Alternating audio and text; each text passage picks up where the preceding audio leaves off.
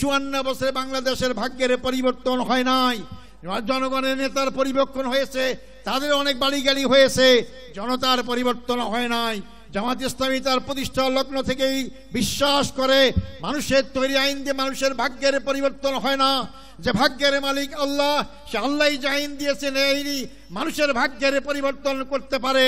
আলহামদুলিল্লাহ, আলহামদুলিল্লাহ রাব্বিল আলামিন, ওয়াসসালাতু ওয়াসসালামু আলা সাইয়্যিদিল মুরসালিন ওয়া আলা আলিহি ওয়া সাহবিহি আজমাইন।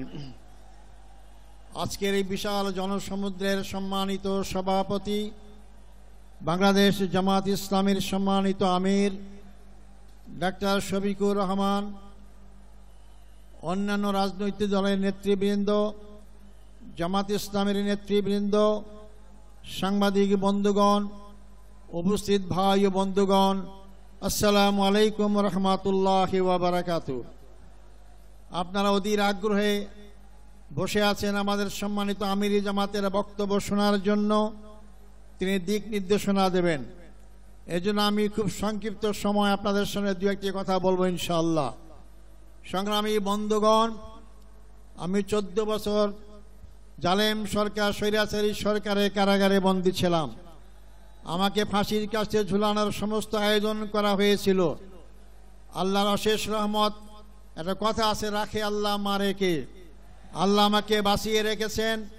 জুলাই আগস্টের বিপ্লবী সেই ভাইদের রক্তত্যাগ, কোরবানির বিনিময়ে দেশ নতুন স্বাধীন বাংলাদেশ, আমিও নতুনভাবে স্বাধীনতা অর্জন করেছি। বাংলাদেশের কারাগার থেকে মুক্ত আকাশে আপনাদের সামনে মিলিত হয়েছি। আমি ফাঁসির মঞ্চ থেকে আজকে লক্ষ জনতার মঞ্চে হাজির হতে পেরেছি, আলহামদুলিল্লাহ। সংগ্রামী ভাই ও বন্ধুগণ, আমার অতীত যারা নেতৃবৃন্দ ছিলেন তাদেরকে হত্যা করা হয়েছে। আমার রায়ে সুপ্রিম কোর্টের 7 জন বিচারপতি একমত হয়ে এটাকে একটা সাজানো নাটক আখ্যায়িত করেছেন। আমাকে জুডিশিয়াল কিলিংয়ের মাধ্যমে আমাদের ভাইদের হত্যা করা হয়েছে, আমাকে হত্যার আয়োজন করা হয়েছিল। আমি আজকের এই বিশাল জনসমুদ্রের মধ্য দিয়ে সরকারের কাছে জোর দাবি জানাতে চাই, আমাদের যে 10 জন ভাইকে কারাগারে শহীদ করা হয়েছে, 5 জন সরাসরি ফাঁসির মঞ্চে ঝুলিয়ে, 5 জনকে বিনা চিকিৎসায় কারাগারে হত্যা করা হয়েছে। এই হত্যাকাণ্ডের সঙ্গে যারা যেখানে যেভাবে যতটুকু জড়িত তাদেরকে আইনের আওতায় নিয়ে আসতে হবে এবং তাদের শাস্তির বিধান করতে হবে। সেই সমস্ত পরিবারের সদস্যদেরকে ক্ষতিপূরণ দিতে হবে। আমি সেই দাবি আপনাদের সামনে আবার এই সরকারের কাছে জোর দাবি করছি। সংগ্রামী ভাই বন্ধুগণ, তাদের কি অপরাধ ছিল?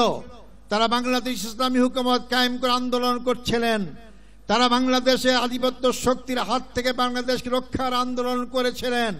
শোষণ, জুলুম, নির্যাতনের হাত থেকে বাংলাদেশের 18 কোটি মানুষকে মুক্তির আন্দোলন করেছিলেন। এটাই ছিল তাদের অপরাধ। তাদেরকে ফাঁসি দেওয়া হয়েছে। ফাঁসির মাধ্যমে তারা মনে করেছিল বাংলাদেশের জামাত ইসলামীর আন্দোলনকে স্তব্ধ করা যাবে, নিশ্চিহ্ন করা যাবে। আজকে 15.5 বছর পর এই লক্ষ লক্ষ লোকের সমাবেশ কি প্রমাণ করে না ইসলামী আন্দোলনকে হত্যা, ইসলামী আন্দোলনকে ফাঁসি, নির্যাতন করে নিশ্চিহ্ন করা যায় না। বরং আমি বলি, ইসলামী আন্দোলন হচ্ছে একটি খরস্রোতা নদীর মতো। নদীর সামনে যে নামে আপনি বাঁধ দেন না কেন, খরস্রোতা নদীর পানি তীব্র গতিতে সামনে অগ্রসর হয়, বাঁধে ভেঙ্গে সামনে যেতেই থাকে।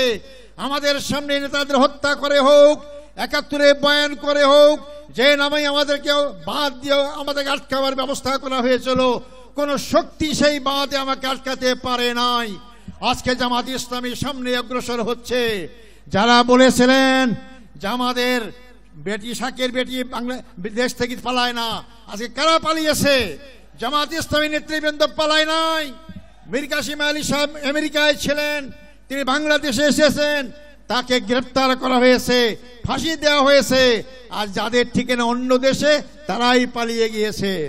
বাংলাদেশের জামাত ইসলামীর ভিত্তি জনগণের শিকড়ে গঠিত রয়েছে। আমাদেরকে উপড়ে ফেলতে কেউ পারবেন না। যা উপড়ে ফেলার চেষ্টা করবেন তাদের দাঁত ভেঙে যাবে, জামাত ইসলামীর কিছুই হবে না ইনশাআল্লাহ।